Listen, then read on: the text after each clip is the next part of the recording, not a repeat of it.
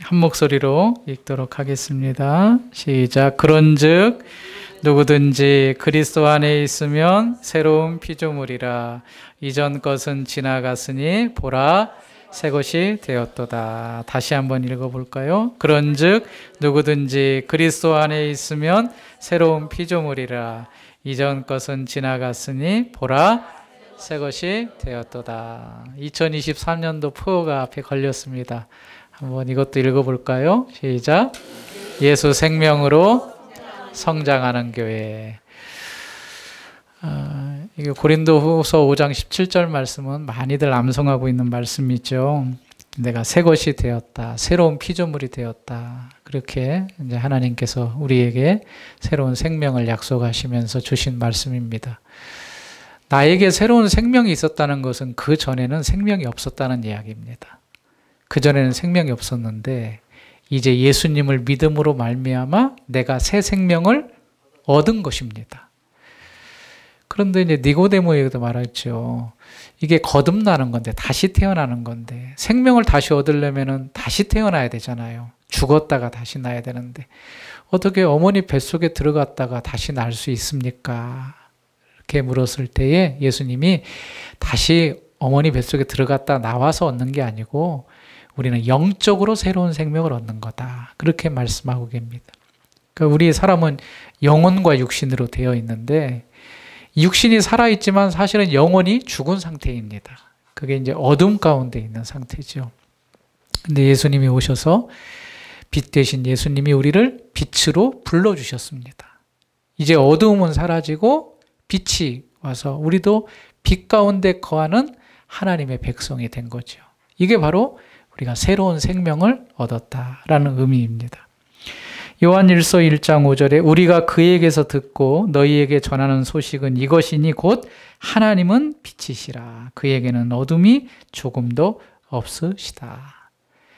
그래서 빛으로 나오는 자는 영원한 생명을 얻습니다. 새로운 생명을 얻습니다. 우리가 영원한 생명을 말할 때에 이것이 시간적으로 영원하게 죽지 않는 생명이다라는 그런 이해가 있는데 그런 의미보다는 영원한 영생을 받는다라는 것은 어두움에 있던 자가 빛으로 나오는 것을 말하고 궁극적으로는 네가 하나님의 백성이 되었다라는 그런 말씀이 영생을 얻었다는 겁니다. 영생을 얻었다는 것은 이제는 악한 종의 자녀로 살아가는 것이 아니라 어두움의 자녀로 살아가는 것이 아니라 빛된 예수 그리스도를 통하여서 하나님의 자녀가 된 것이 바로 영생을 얻었다는 의미입니다.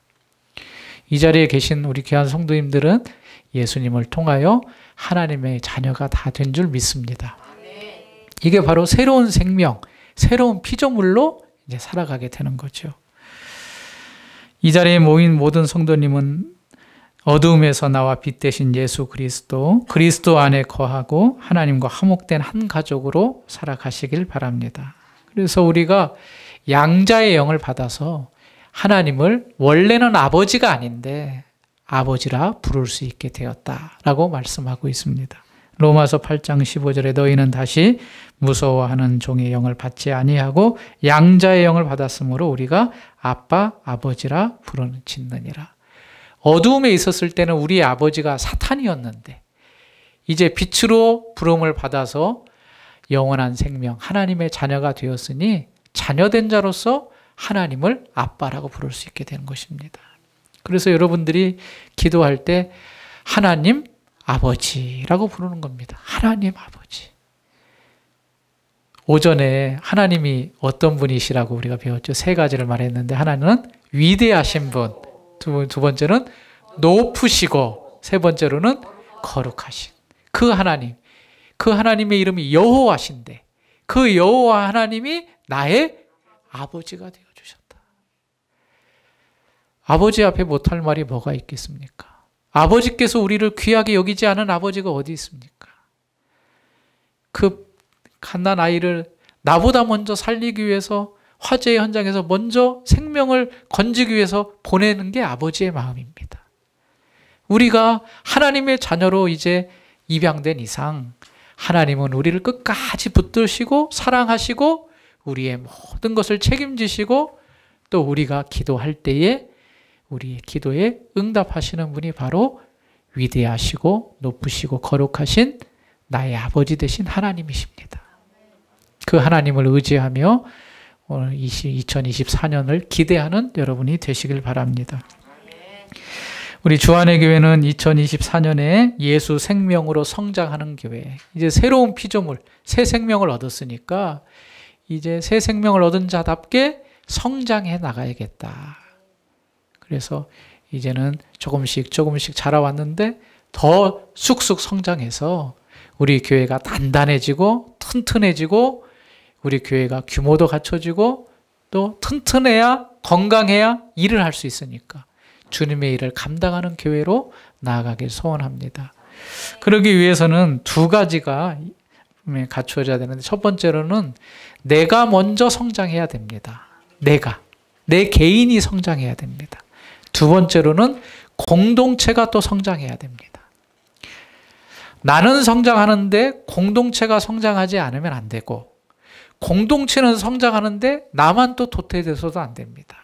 여러분 교회 다니면서 꼭 기억해야 될 아주 중요한 지침이 있는데 그건 뭐냐면 나와 교회가 함께 가야 된다는 겁니다. 함께.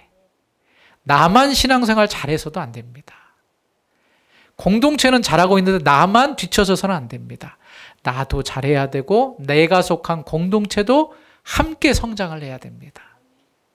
그러니까 내가 예배 잘 드리는 것도 중요하지만 나와 함께 있는 옆에 있는 성도도 같이 예배를 같이 잘 드려야 됩니다. 이게 바로 온전한 건강한 교회의 참모습입니다. 그러니까 교회 나오면 사랑하라 그러잖아요. 사랑하는 것이 나를 사랑하는 것이 기본이 되어야 될 뿐만 아니라 내 이웃도 내 몸과 같이 사랑해야 됩니다. 그럴 때에 나도 성장하고 교회도 건강할 수 있습니다. 모든 일이나 모든 모임을 보면 활기차고 건강한 모임이 있습니다. 어떤 모임에 가면 정말 생기가 발랄합니다. 그리고 에너지를 얻고 옵니다. 그런데 어느 모임 가면 막 소진이 되고 힘듭니다. 또 재미도 없을 뿐만 아니라 우리가 예수 생명을 가졌다면 활기차야 됩니다. 왜냐? 예수님은 생명력 있는 분이시기 때문에 그렇습니다. 예수님 믿는데 죽어가면 안 되죠. 예수님이 우리를 살리기 위해서 생명력 있게 오셨다면 예수 믿는 우리도 생명력이시 건강하게 자라가야 됩니다. 그리고 자라가라고 우리에게 말씀하고 계십니다. 이런 변화를 기대하면서 우리 교회가 성장했으면 좋겠습니다. 우리 교회가 숫자적으로도 성장하고 또 내 개인의 내면에 질적인 영적인 성장이 있는 2024년을 기대했으면 좋겠습니다. 고린도후서 5장 17절을 다시 한번 말씀을 읽겠습니다. 시작.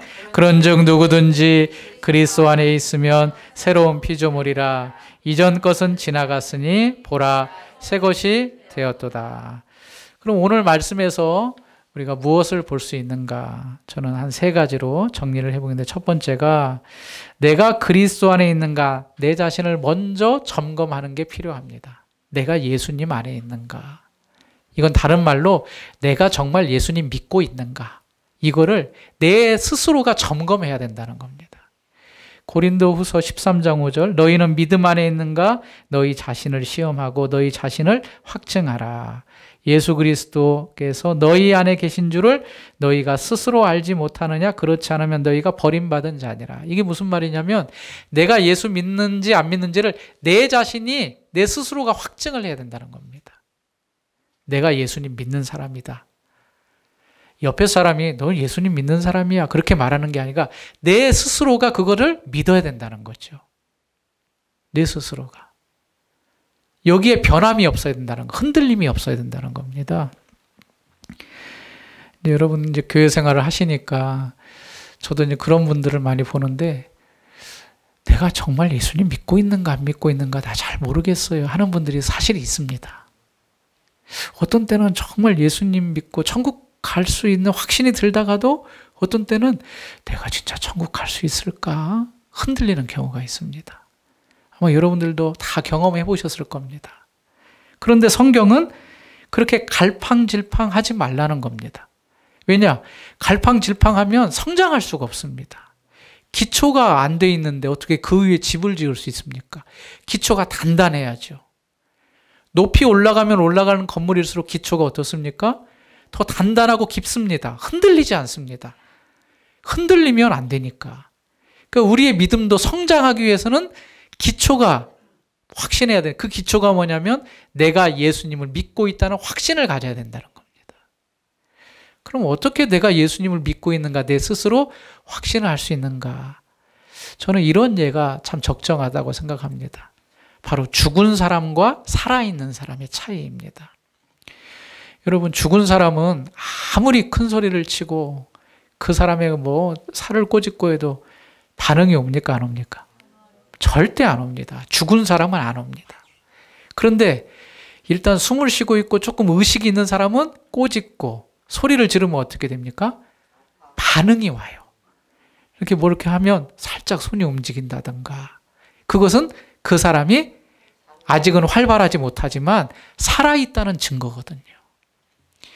내가 예수님을 믿는다는 증거가 어디 있느냐? 그것은 내가 죄에 대해서 어떤 반응을 하고 있느냐에 따라서 내가 하나님을 믿고 있구나, 예수님을 믿고 있구나를 확인할 수 있습니다. 그전에는 똑같은 일이 일어났는데 반응하지 않았어요. 뭐 그런 거지, 뭐 세상 살아가는 게 그런 거지. 근데 어느 순간부터 나의 마음 가운데 죄 짓는 일, 하나님께서 말씀하시는 그 거부되는 일을 내가 받아들이려면 마음이 불편해요. 그리고 죄를 안 지으려고 해요. 왜냐? 죄 지으면 하나님한테 혼나. 그러면 안 돼. 내가 교회 다니는데 예수 믿는데 이러면 안 돼. 이런 마음이 조금씩 들기 시작해요. 그것은 내가 살아있다는 증거예요. 증거. 이게 더 단단해져야 된다는 겁니다. 내가 믿고 있는지 안 믿고 있는지 사실 갈팡질팡할 때 아니야.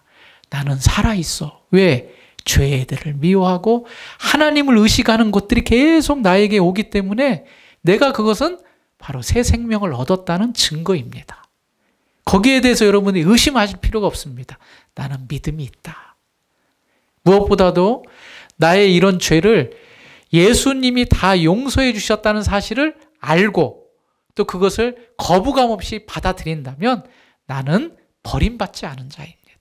하나님의 자녀가 된 사람입니다.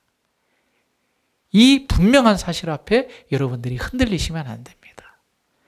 오늘 고린도후서 5장 17절을 통하여 우리가 아는 것은 새로운 피조물이 됐다 그랬는데 내 자신이 새로운 피조물임을 내 자신이 스스로 확신하고 흔들리지 않아야 된다는 겁니다.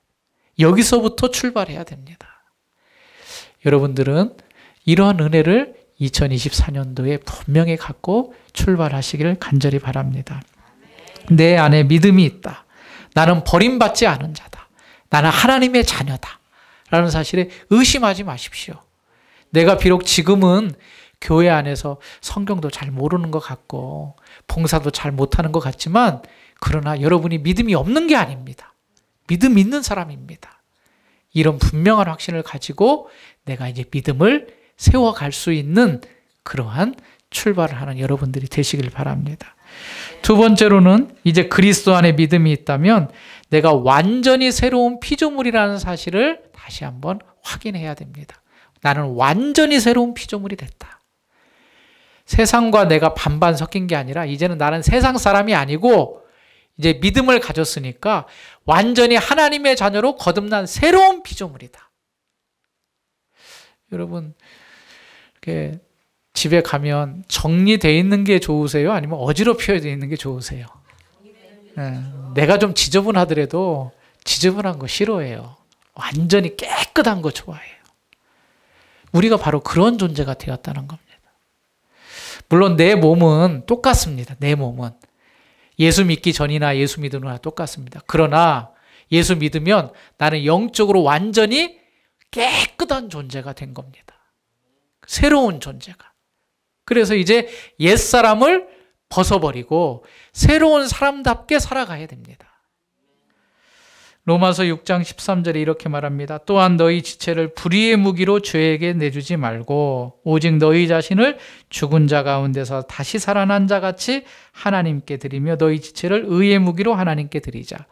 내 육신은 이제 똑같아요. 예수 믿기 전이나 믿은 후나. 그러나 이제 예수 믿었다면 너희가 완전히 새로운 피조물로 되었으니까 이 육신을 이전에 살았던 죄의 무기로 드리지 말고 이제는 하나님의 새로운 피조물로 거듭났으니 의의 무기로 드려라 라고 말하고 있는 겁니다. 쉽게 말하면 이제는 죄의 종로로 타지 말아라. 너희는 깨끗한 존재가 되었다. 거룩한 존재가 되었다. 그래서 예수 믿으면 도덕적으로 살아가는 게 기본일 뿐만 아니라 하나님께서 명령하신 계명을 따라 살아가는 게 마땅한 삶입니다. 새로운 피조물이 되었기 때문에. 그래서 여러분들은 이제 완전한 새로운 피조물로 죄를 짓는데 내 몸을 사용하는 것이 아니라 하나님께서 명령하시고 하나님이 기뻐하시는 일을 행하는 일에 나의 생각과 나의 행동과 나의 손과 나의 발이 사용될 수 있어야 된다는 겁니다. 그러한 여러분이 되시길 바랍니다. 마지막 세 번째로는 이제 그리스도 안에서 새로운 피조물로 되었는데 우리가 새 생명을 얻었다면 이제 목표가 생겼습니다. 그 목표는 바로 하나님의 모습을 닮아가는 겁니다. 바울은 디모데와 다른 이들에게 이런 권면을 합니다. 디모데후 3장 13절에 악한 사람들과 속이는 자들은 더욱 악하여져서 속이기도 하고 속기도 하나니 그러나 너는 배우고 확신한 일에 거하라. 너는 내가 누구에게 배운 것을 알며 기초를 확실히 하라고 말하죠. 그 다음에 디모데에게 뭐라고 말하냐면 디모데전서 4장 15절에 이 모든 일에 전심전력하여 너의 성숙함을 모든 사람에게 나타내게 해라. 이미 디모데는 어렸을 때부터 성경을 잘 배웠어요. 기초가 단단했어요.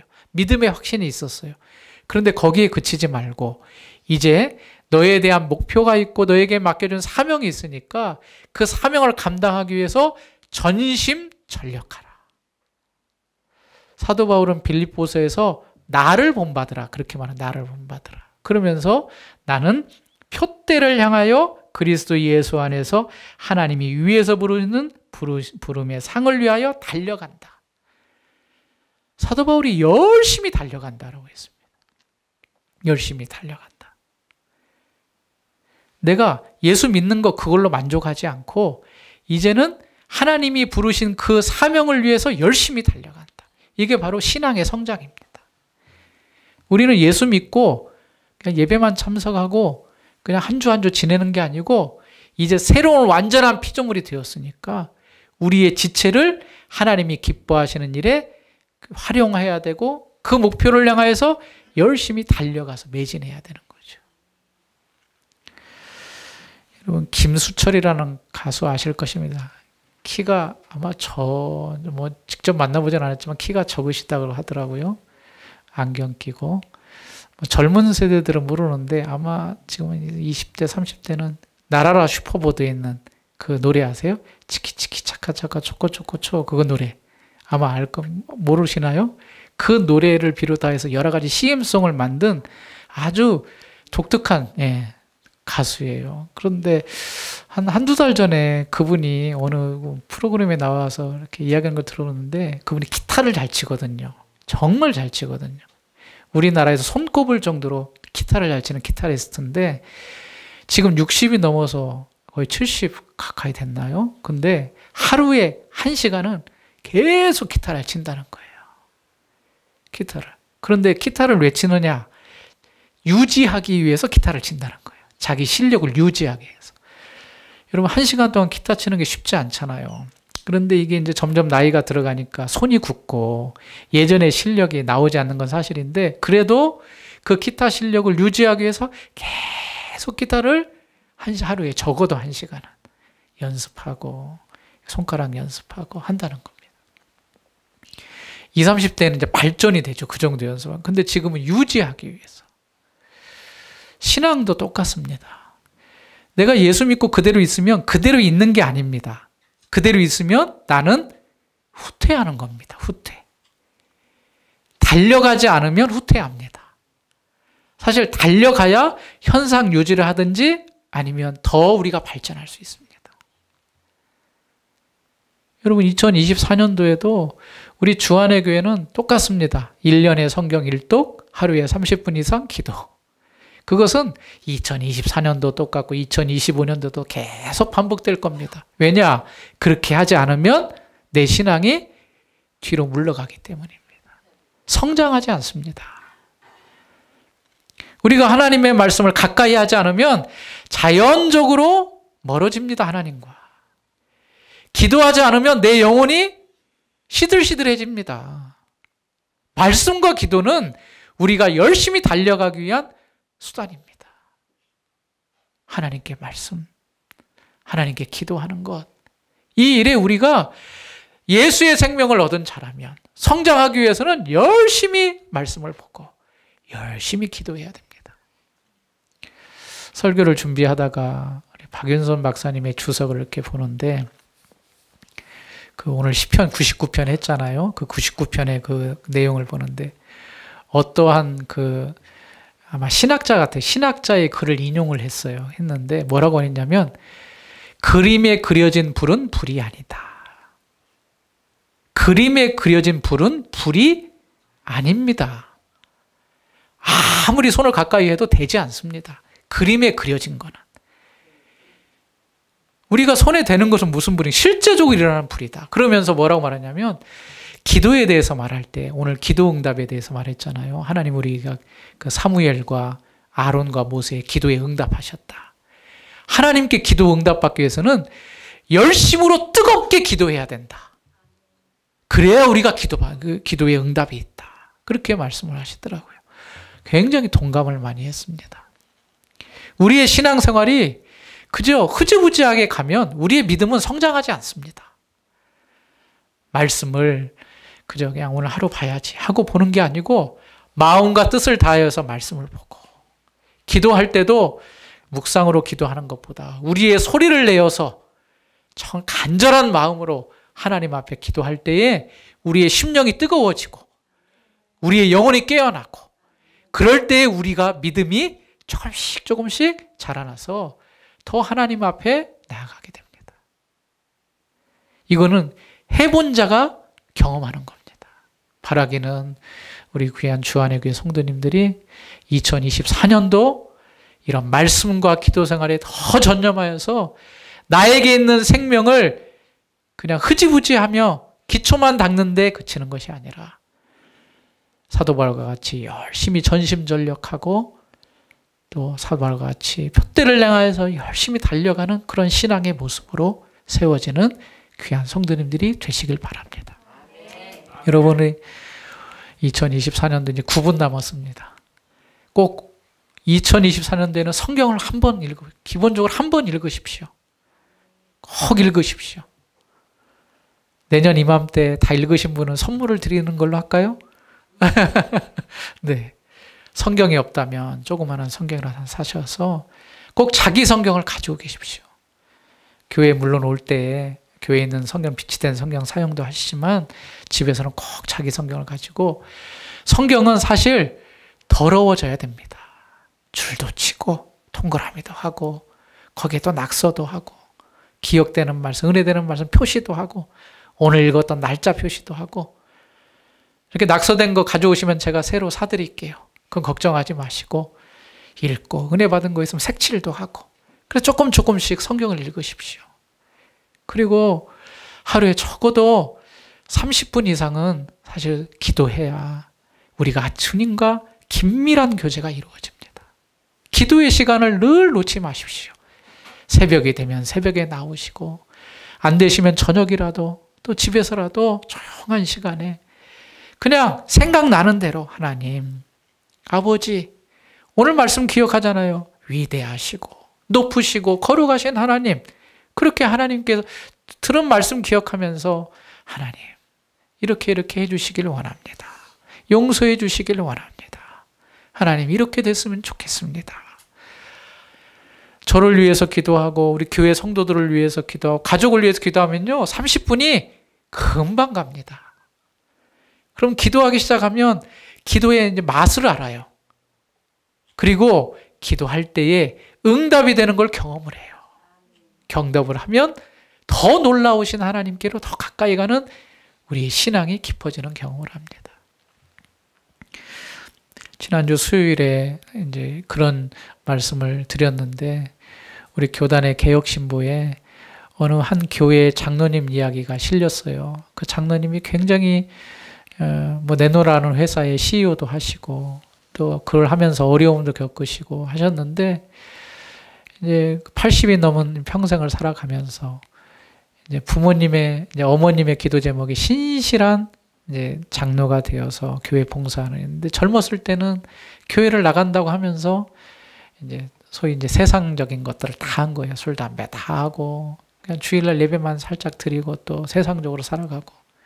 그런데 어떤 계기를 만났는데, 그 계기를 만났을 때 자기를 찾아오신 목사님이 아주 단호하게 우리 성도님이, 집사님이 신앙생활을 건강하기 위해서는 꼭 3가지가 필요합니다 라면서 3가지를 말씀하시더래요. 첫 번째, 거룩하고 은혜를 사모하는 예배를 드려야 된다.